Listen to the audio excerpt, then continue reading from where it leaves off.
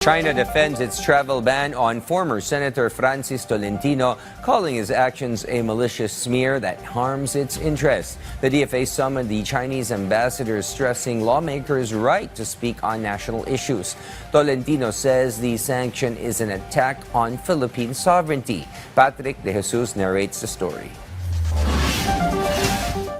The Chinese embassy stands firm on the sanction imposed on former Senator Francis Tolentino, banning him from entering mainland China as well as Hong Kong and Macau. According to the Chinese embassy, such sanctions fall under the legal prerogative of their government. Tolentino's actions against China were deemed malicious and allegedly affect the interests of the Philippines and its people. The Department of Foreign Affairs earlier summoned Chinese Ambassador to the Philippines Wang Xilian to convey the country's concern over the sanction on Tolentino.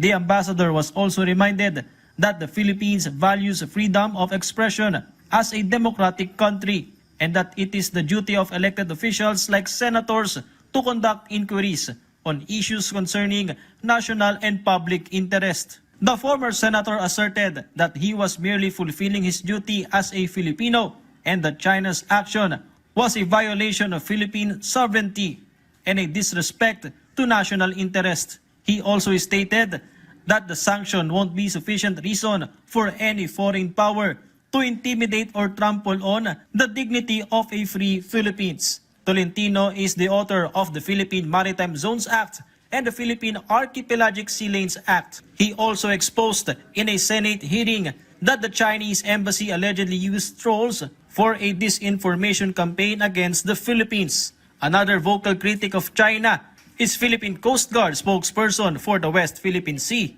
Commodore J. Tariela, particularly in relation to the repeated acts of harassment in the West Philippine Sea. Should he face the same sanction, he says he would consider it a badge of honor, just like Tolentino. I think that's a badge of honor din. Kasi ibig sabihin, pag-aksehan ka ng panahon ng China para sumulat ng pag-ban sa'yo. Diba? I agree with Senator Tolentino. It just goes to show that Senator Tolentino is recognized by the People's Republic of China as a person who fight for our own sovereignty and sovereign rights in the West Philippines.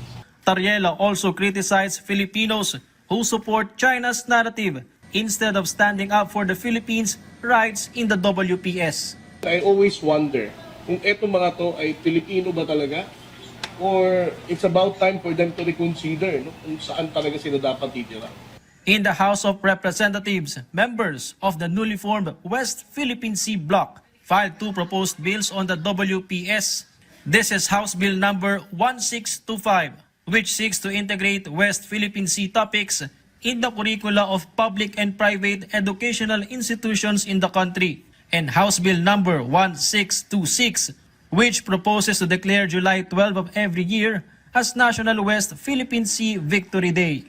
We fought for our rights, sovereign rights, before the Permanent Court of Arbitration in The Hague. Ito ang aming collective response, reminding everyone here and abroad that the West Philippine Sea is undeniably and irreversibly ours, o atin po ito.